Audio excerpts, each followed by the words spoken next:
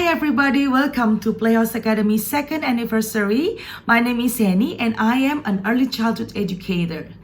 I have been working with children for more than 20 years and I am a Montessori certified. During this special moment, I would like to share with you the topic that is the importance of creating a good habit in young children. Let's get started. Habit. Nobody in the world that is born with a formed habit. We are not born with it. It is developed, and once it's developed, most often it becomes conditioned as responses to the environment. Well, as an adult, maintaining a good habit is a choice. We know how to decide which one is good and which one is not, which one is right and which one is wrong. That is so totally different from young children. They don't know and they cannot decide it. That's why, as a parent, as an educator, this is our responsibility to guide them and show them the right habit. Habit pattern. There are two things of habit patterns. The first one is the positive habit pattern, such as exercising, eating healthy, life in the balance in any way. And also the second one is a negative habit pattern. Of course, it's the opposite. Unhealthy food, junk food, never exercising, playing in the video game too much, something like that. Habit patterns are formed from two things. The first one is data input, and the second one is the repetition. Let's talk about these two things. The first one, data input. What is the data input? Data input is an information or guidance that we give to our children. For example, honey, please eat your fruits and vegetables. And they might say like, I don't want it. And we can tell them, all right, here it is. This is important for your body. Have you ever feel sick and get headache and you cannot play with your friends? Isn't it great? Of course they will say like, no, I don't like it. You know what? With these fruits and vegetables, these will make your body strong and powerful and can fight against all the germs and disease, so you can be always healthy and also can play with your friends and just enjoy, feel great all the time. Would you like to have that? And of course they would say, yes, I would like to do that, to have that. So then you have to eat it. Or maybe if they're still like, still mommy, I don't really like the taste. Then as a parent or an educator, when we do this, when we give them this, we can combine it with something that they like. For example, like my mom, I didn't like vegetables at all. I didn't like it.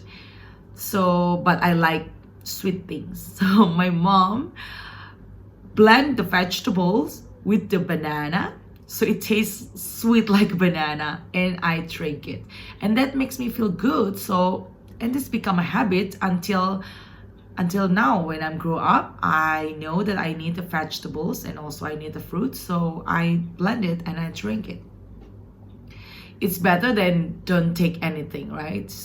So this, the first is data input, the information why this is important. And the second one is repetition. We need to make a routine and repetition to our children.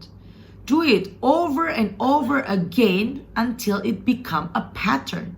For example, I'm as a teacher in my class, sometimes the students doesn't want to listen. They're young children, early childhood, they still run around, they don't want to really listen. So I always make the same, like for example, in my student, I say I count to 5. If I count to 5, I count from 5 to 1, then you have to sit or stand on your spot. For example, 5, 4, 3, 2, 1. At the first time it didn't work, but then I did it again. Every time in the class my students start to running around, I count 5, 4, 3, and then some of them start to sit down on their chair or they just stand on their spots. like that. So now, after I did it I repeat the routine all over and over again. Now it's so easy. When my students start to running around, doesn't want to listen, I don't need to say, hey, sit down, please, everybody sit down. No need to say that. I just count. I take my deep breath and I say 5, 4, 3, and then just like suddenly in their brain, I need to sit down or I need to stand on my spot. So they all just suddenly like go to their spots before count 1. So from that experience, I learned that repetition, the same routine over and over, will form a pattern. Same with the habit. We create this routine over and over again. It's become a habit pattern. And once this habit pattern form, it will make a character. Of course, we want our children to have a good character. Data input and repetition. These two things are the ones that form the habit patterns. Once the habit pattern set in a child, he will do it automatically and simultaneously. That is, and this can build their character that they will carry it until they grow up as an adult. And also they will teach it to their children and to their children's children. So this is how important this habit pattern to be made precisely and correctly since their early age. Because during their early age, their brain absorbs so many things. So of course, we just want to give the good positive things to their brain so they will remember it and they will carry it until they're adult. They grow up as an adult. Yeah.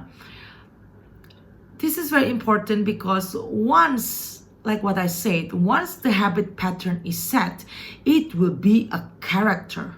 Imagine if we let's just do whatever you want, and then our child will have a negative habit patterns and you just like keep quiet about it, and our children will grow and this habit pattern becomes something that is set and also become a character for them. Oh dear, we don't want our children to grow up as a deviated person, with like very sensitive person, easily to get angry, living unhealthy, getting sick because never exercise, think negatively. Of course, we don't want that.